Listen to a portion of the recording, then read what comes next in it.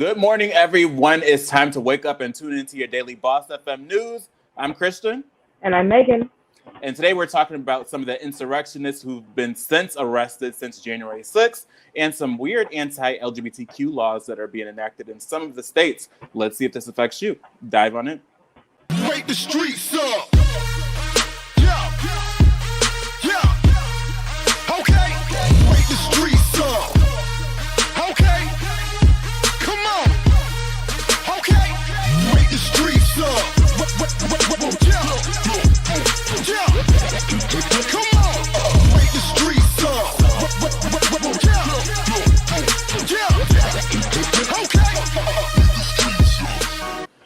Good morning, everyone. So to start off, Megan has some news for us about some of the arrests that have been made in the insurrection attempt. Megan?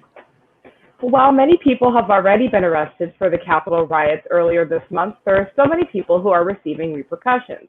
During the riots, a man from California named Tommy Allen tried to steal an American flag.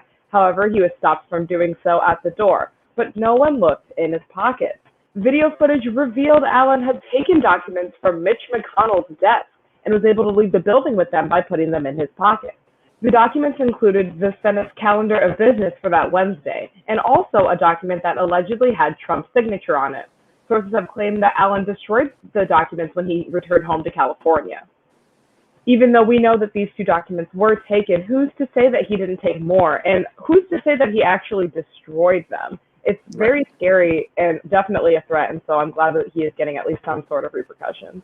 Absolutely, because at this point, your word is not your bond. So you saying that you telling us that you shredded this paperwork and got rid of it, it's not enough. We don't believe you, and consequences should rain down. And next up, Kristian has a story on some new bills being proposed against the LGBTQ community.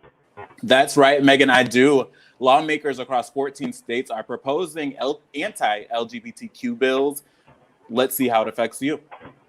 Just weeks into 2021, lawmakers in at least 14 states have proposed a slew of bills that would restrict the freedoms of LGBTQ residents, most of which would affect transgender youth. In Alabama, lawmakers proposed a bill that would ban physicians from prescribing medication to trans children that would affirm their gender. In Oklahoma, a proposed bill would lift a ban on conversion therapy and other practices that aim to suppress a minor's sexual orientation or gender identity. In Montana, lawmakers in the House have already passed bills that restrict trans minors' access to health care and even school sports. While most of the bills are not likely to ever pass, even introducing this type of legislation is damaging to LGBTQ youth. Transgender youth in particular are already at a higher risk of physical and sexual violence and suicidal thoughts than their cisgender peers. After this past summer, demands for police reform reached a boiling point. The House Congressional Black Caucus created the Floyd Justice and Policing Act at the end of last year.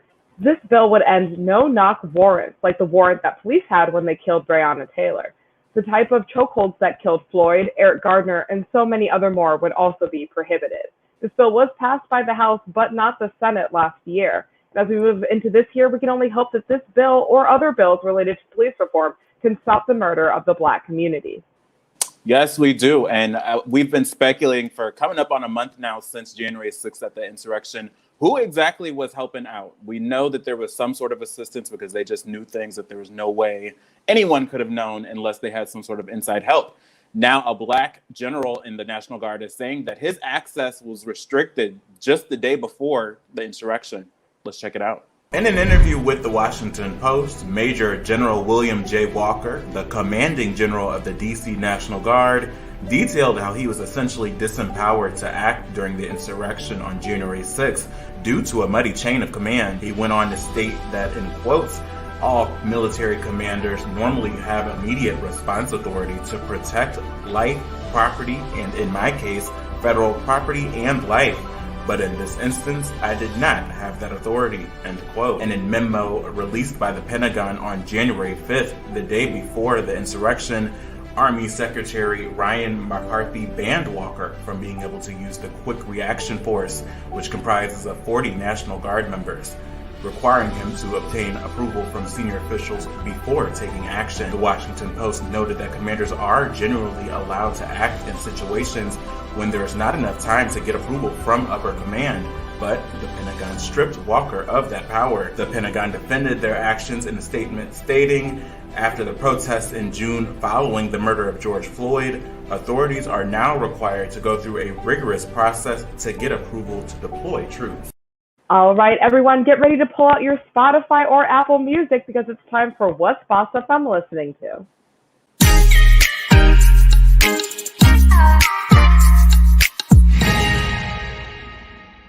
Yes, Megan, it is that time of the week. And as I'm even preparing the work to get ready for the show today, I always have my music and my playlists going. I just made one for Valentine's Day because we have 2 weeks till Valentine's Day now. Yeah.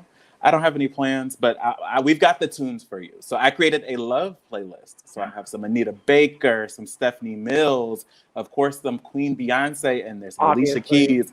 Anything you could think of, any of your love tracks that you need to get you in the mood, head over. We'll drop the link and you can check it out. And while I didn't create an amazing playlist like Kristian today, I thought it would be really cool to show off some fun features that Spotify has that you might not know about.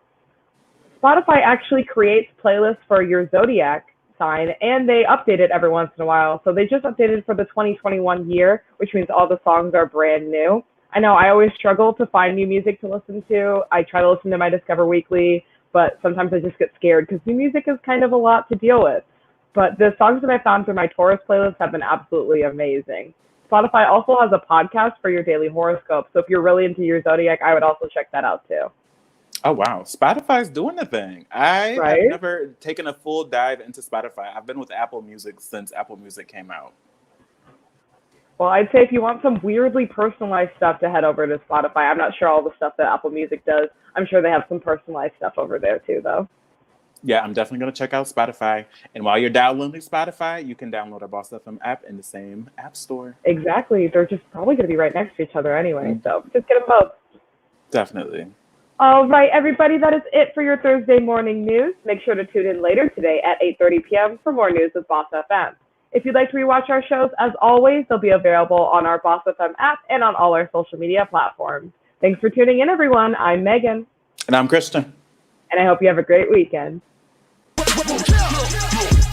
Yeah. Okay.